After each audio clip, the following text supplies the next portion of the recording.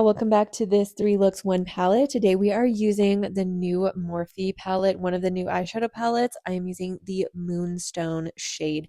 And I also have one of the new Morphe, what are these called? They're like the priming cream eyeshadows. I don't know why that is such a tongue twister for me to say.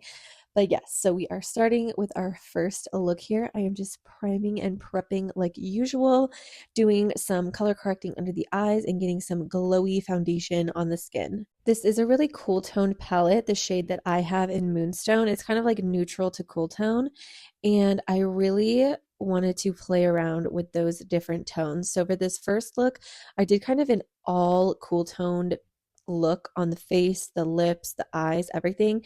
And then in some different looks at the end, I did like a more contrasting cool toned eye with like warm tone blush, and I just thought it turned out really, really fun.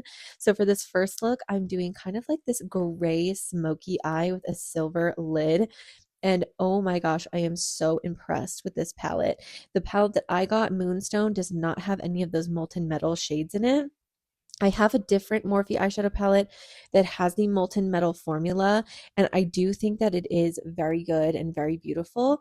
I just happen to not get one of the palettes with the molten metal, but I will say we are about to use this shimmering silver color in this palette, and with an absolutely dry brush and like dry eyelid basically, they go on so smooth, so full pigment, so shiny, shimmery, and just absolutely gorgeous. So even if you get one of the shades that doesn't have the molten eyeshadow formula, you will still be really, really happy with the basic or more basic shimmer formulas that they have in these palettes. I believe that Morphe kind of upgraded the formula when they upgraded the palette, like the look of the palette. So you can definitely tell a difference in the formula. I already thought the Morphe formula was good, but this just really blew me out of the water. So after I get the base done, I'm going to start on the eyes. I'm starting with the priming eyeshadow, cream eyeshadow. This is in the shade Chorus. It's one of the more medium depth tones it's one of the more medium shades kind of in the middle of the range that they have. Not the darkest, not the lightest, but it is really cool toned. And I put that on the top and bottom. I really, really like this cream eyeshadow.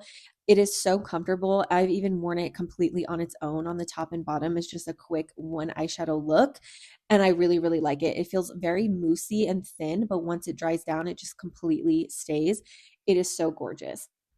So I am starting to kind of smoke out the crease with mostly the cooler toned grays and browns in the palette. I did tie in a little bit of that pink, like really high up on the brow bone, just to tie in the pink blush. I really, really like that they included this like nudish pinky, like it's almost baby doll, but not so pale or pastel pink. It's really, really pretty.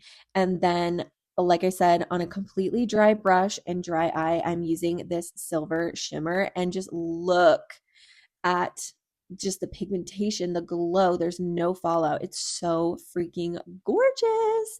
And then I'm using the matte black to also give myself a nice little smoky liner, pretty much like I always do. And then I'm just using the matte white in that inner corner just because I want all the shimmer to be on the lid, but I still want that inner corner to be nice and bright. And then I'm just smoking out just the outer corner and kind of like the outer little tail of that liner, just a teeny tiny bit to make it look a little bit more dark and full over there. And just look at that shimmer. I love the silver in this palette. This is the final look with a little pink lip, and I am in love. Now we're moving on to the second look. I'm starting with that matte white and a brightening concealer all over the lid. And then I'm taking this medium brown shade and creating like a very, I think it's like a 60s, 70s eyeshadow look here. And I'm just smoking it out. I'm mostly using the more warm tone browns in the palette. They're kind of like a neutral. This is more of like a cool tone combined with neutral palette, in my opinion. And then again, just using some of that black eyeshadow to line the lashes, just so my lashes look a little bit more full and they don't get so lost. This is like such a fun, but in like a simple but impactful kind of look, because it's just that like 60s model, like twiggy eyeshadow look, and it's really fun. So after I get the face finished up, I also just smoked out the lower lash line a little bit with the same warmer or like cool mid-tone browns that I use on the upper eyeshadow, and that was a great look. I'm also kind of including my face steps. I kind of did more of like a neutral, really glowy look just because I feel like, yes, you can do certain eyeshadows, but it all really gets tied together with the face. I also did more of a brown lip just to, again, I feel like it just pulled it all together, having like the monochromatic brownish pink blush and lip with like the neutral 70s eyeshadow look. I really, really love this look. I got a lot of compliments on it when I wore it out. So now we are moving on to the third look with this Morphe Moonstone palette.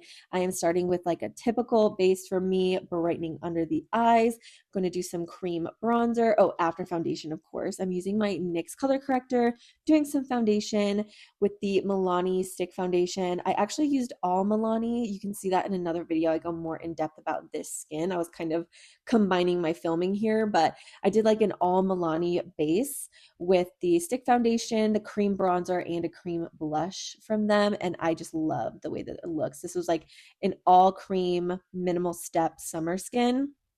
That video will be up very shortly in a couple of days. I really liked it and it really lasted very well for being like 95% creams. I only put a little bit of powder under the eyes. And then for this eye look today, I used the priming cream eyeshadow again in the shade Chorus. And although this is like a very summery skin, this is not a very summery eye look, so forgive me.